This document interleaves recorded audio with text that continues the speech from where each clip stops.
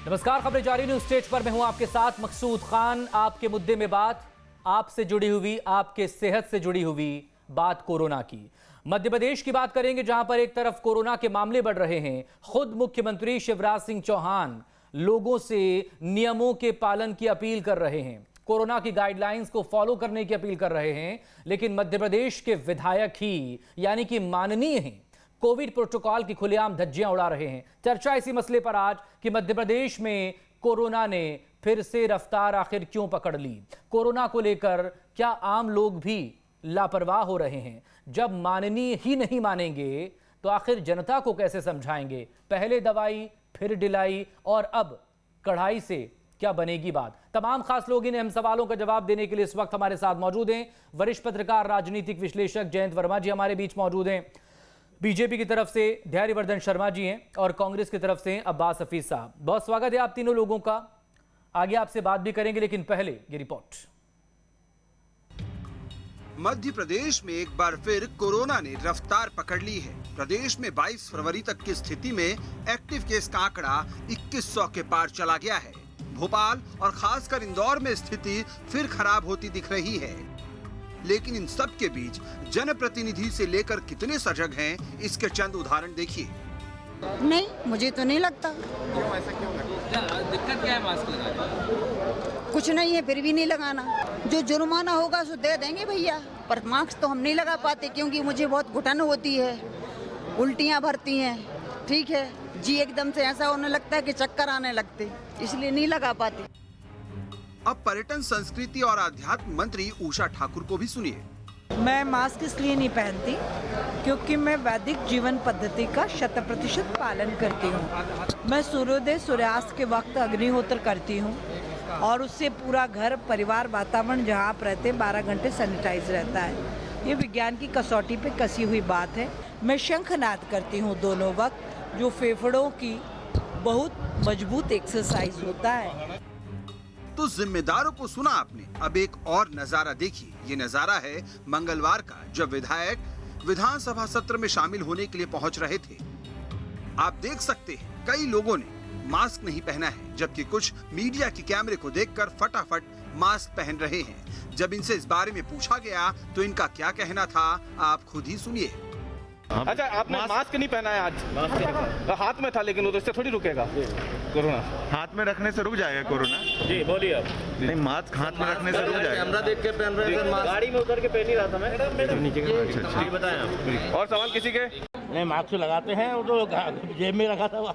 जेब में रखा रहता है ना? नहीं, लगाते हैं, हमेशा लगाते भैया। ठीक है। इन सभी विधायकों को तो आपने सुन लिया।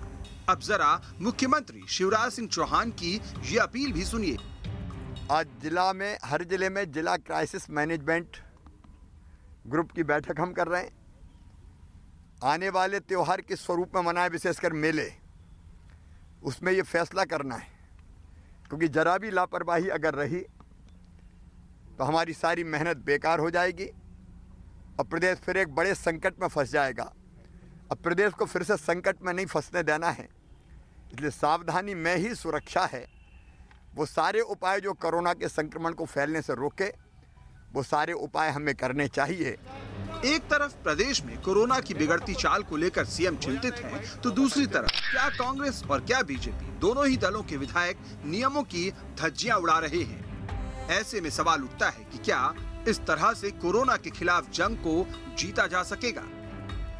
Team news state.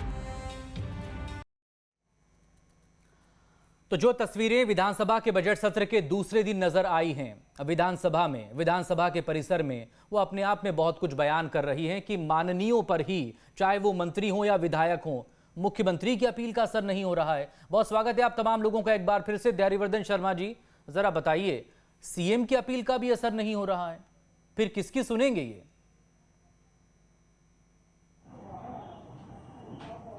नहीं हो रहा है। अपील का असर, सबको अपने प्राणों की फिक्र होती है, पर जैसे जैसे कोरोना नियंत्रण में आया उससे थोड़े से लापरवाही सभी हुए हैं, चाहे वो माननीय विधायक लोग हों, चाहे आम जनता के लोग हों। हम स्वयं भी अपराध स्वीकार करते हैं कि मास्क होने के बावजूद भी पहले जैसा डर नहीं है, इसलिए कहीं ना कहीं चूक हमसे भी हो जाती है। और मुझे लग रहा है ये चिंताजनक दौर है, इसलिए इस पर चिंता कशी करने से बेहतर है कि लोग सावधानी बरतें। और मैं भूरी भूरी प्रशंसा करूंगा आपकी कि आपने बहुत अच्छे विषय पर आज डिबेट की है, क्योंकि जान है तो जहान है। बहुत लापरवाही बढ़ती दिख रही है चौतरफा, और कहीं ये खतरनाक संकेत न दे रही हो, ये डर सबके मन में है, मेरे मन में भी है। पर मुझे लग रहा है कि मुख्यमंत्री जी की अपील का भी प्रभाव होगा, और पड़ोसी राज्यों में जिस प्रकार मरीजों की संख्या नए तरह से बढ़ती हुई दिखाई दे रही है, सीएम की अपील का असर कब होगा? मंत्री उषा ठाकुर के बयान को आपने सुन लिया, बाकी और जो मंत्री और विधायक हैं जो आप ही की पार्टी के हैं, वो खुद बगैर मास्क के नजर आ रहे हैं। सवाल किया तो मास्क चढ़ा लिया।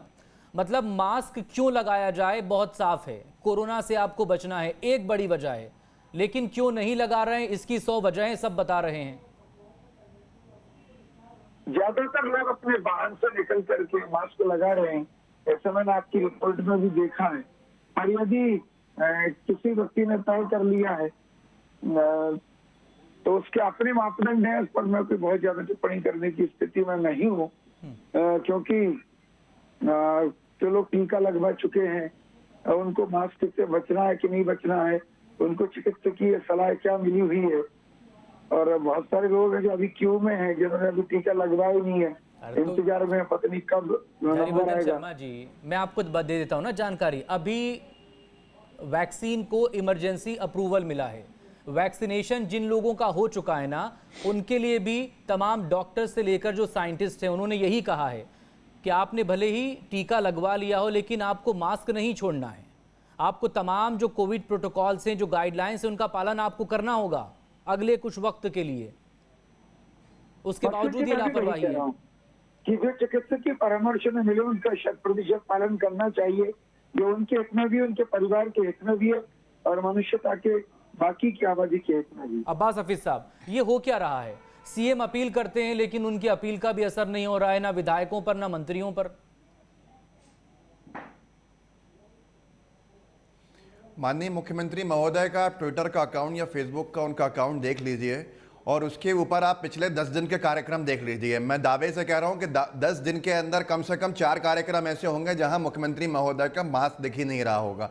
तो ये कथनी और करनी का बड़ा अंतर है। मुखिया को एक मिसाल कायम करनी चाहिए, तो ये बहुत गलत है। और अगर कोई भी कर रहा है, हम में से जो भी कर रहा है, उसको ये बचना चाहिए, क्योंकि हम लोग जनता के प्रतिनिधित्व करते हुए आगे जाते हैं। हमारे साथी जो भी हों, चुने हुए हों या चुने हुए ना हों, जो राजनीति में सक्रिय हों, तो वो हम सबको इसका पालन करना चाहिए। हम लोग करेंगे तो आगे लोग करेंगे। लेकिन आज आप मध्य प्रदेश के स्वास्थ्य मंत्री को देख लें, आप मध्य प्रदेश के गृह मंत्री का बयान याद कर लीजिए। नरोत्तम जी ने क्या कहा था? उन्होंने साफ कहा था, मैं मास्क नहीं लगाता, मैं नहीं लगाता मास्क। ये उनका बयान था। आज उषा ठाकुर ने उसके बाद उन्होंने उसके ऊपर खेद व्यक्त किया। आज एक और मंत्री ने बोल दी वो बात। उषा ठाकुर जी सूरत हाल बदलेगा कैसे? कोरोना का संक्रमण मैं उषा ठाकुर जी के साथ साथ एक और याद दिलाता हूं। आप एक आपका यहाँ पे जो आपके जो चैनल प्रोड्यूसर होंगे, शो प्रोड्यूसर होंगे, आप उनसे अगर कहें इस वक्त कि जब ये जब गौतम जी को, गिरीश गौतम जी को जब अध्यक्ष के पद की बधाई देने गए थे, 5 लोग खड़े हुए हैं सामने मंत्री, एक हैं उसमें हमारे मोहन यादव जी, मास्क नहीं है। उसके बाद अगला गोपाल भार्गव जी, मास्क नहीं है उनके चेहरे के ऊपर। पीछे गृह मंत्री महोदय का मास्क नीचे है, गिरीश गौतम जी का मास्क भी नीचे है, मुख्यमंत्री महोदय का मास्क भी नीचे है। ये 5 लोग कम से कम उस दिन 2000 लोगों से मिले होंगे, 2-2000 लोगों से। तो ये सारी चीजें आज सामने हैं, जनता के सामने हैं। कथनी और करनी से बाहर आना चाहिए। सरकार को मिसाल कायम करनी चाहिए। अगर हम में से किसी ने गलती की है तो वो भी गलत है और हम भी सही करेंगे। नहीं तो आप अगर गलती करेंगे तो 100 रुपए का जुर्माना लगेगा ना। आज क्राइसिस मैनेजमेंट की मीटिंग में हो गया फैसला, जो मास्क नहीं लगाएगा उस पर 100 रुपए का जुर्माना लगाइए। लेकिन विधायक पहले भी 100 रुपए का जुर्माना था जब भोपाल शहर जो राजधानी है, मकसूद साहब, जो राजधानी है मध्य प्रदेश की भोपाल के अंदर 100 रुपया डीएम ने, जब कोरोना काल में लॉकडाउन के दूसरा-तीसरा महीना था, तब 100 रुपया जुर्माना इसके ऊपर मुकर्रर किया था। लेकिन उन्हीं दिनों के अंदर राज्यपाल महोदया ने शपथ दिलाई थी मंत्रिमंडल को मध्य प्रदेश का, जब मध्य प्रदेश के मंत्रिमंडल का एक्सपेंशन हुआ था। जिसके अंदर 5 लोगों के बाद और मंत्री बनाए गए थे जो बिना विधायकी के मंत्री थे। वहां पर ज्यादातर लोगों ने, मंच पर 25 लोग बैठे थे, 25 में से ज्यादातर मास्क नहीं लगाए हुए थे। तो ये बीजेपी की सरकार की कथनी और करनी है। आगे आने वाले समय के अंदर आपको जुर्माने ज्यादा, लोगों के अंदर जागरूकता बढ़ानी चाहिए। मैं आखिरी बात कहूंगा जो बहुत महत्वपूर्ण है, आपके चैनल को बड़े-बड़े मंत्री, मुख्यमंत्री, राज्यपाल भी देखते हैं। मैं एक बात मैं ये कह रहा हूं, पूछा तो मास्क लगा दिया, आपसे कह दिया, उन्होंने फौरन लगाया। मैंने आपसे कहा कि अगर हम में से कोई गलत है तो हम उसको सही करेंगे, मैंने आपसे कहा। लेकिन मैं आखिरी बात ये कहना चाहता हूं कि जुर्माने से मामला सही नहीं होगा। कोरोना काल में जनता त्राहिमाम की हालत में है। गरीबों को देख देख के पकड़ के पुलिस जुर्माना बनाती है।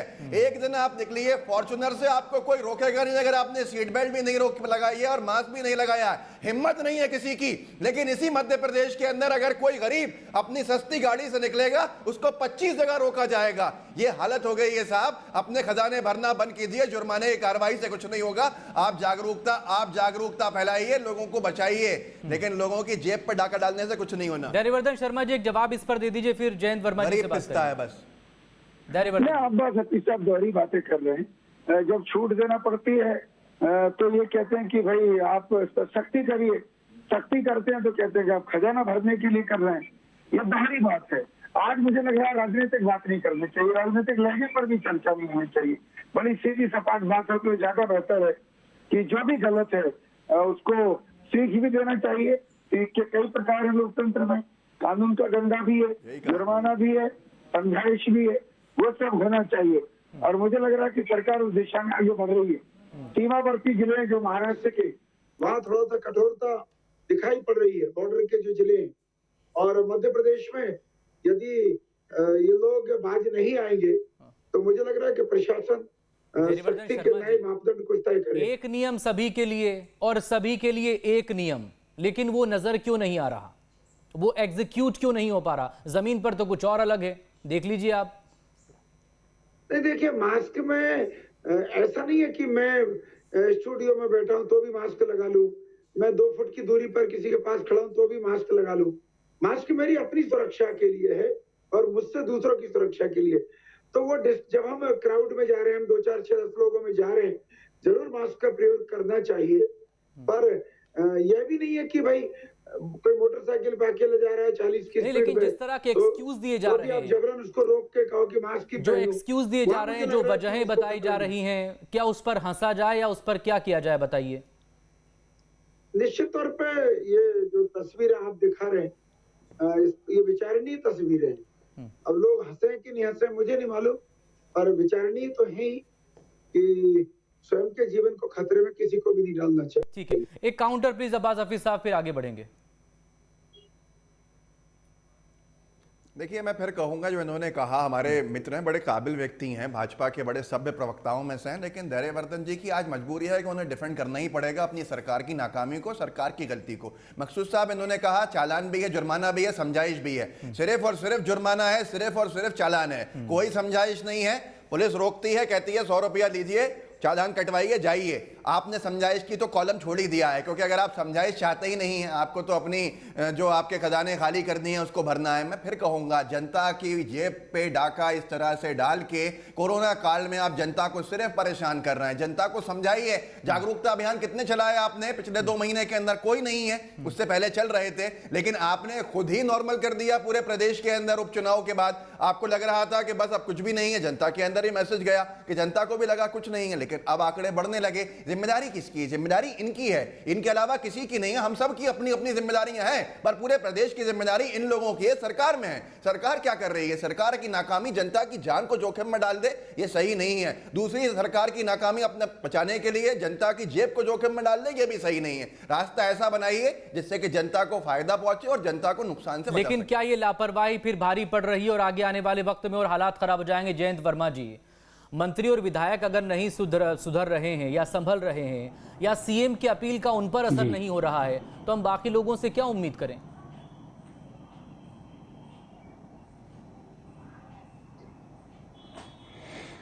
देखिए, ये मामला पूरा अभी जो नया कोरोना का पूरा आउटब्रेक आया है और महाराष्ट्र से आया है, और कम से कम एडवाइजरी मध्य प्रदेश सरकार ने जारी की है कि जो महाराष्ट्र से लगे हुए जिले हैं, भोपाल हैं, यहाँ पे मास्क कंपलसरी किया जाए और उसके साथ ही साथ सोशल डिस्टेंसिंग और जो भी कोरोना प्रोटोकॉल है उसको पालन किया जाए। पर मुझे लगता है कि हमारे जो जनप्रतिनिधि हैं उनको सबसे पहले इसको पालन करना चाहिए ताकि ये एक मैसेज सब जगह जाए। जैसे अमेरिका में था, राष्ट्रपति ट्रंप मास्क के विरोधी थे और वो बहुत ही कम मास्क वास्क लगाते थे, हालांकि उनको भी कोरोना हो गया था।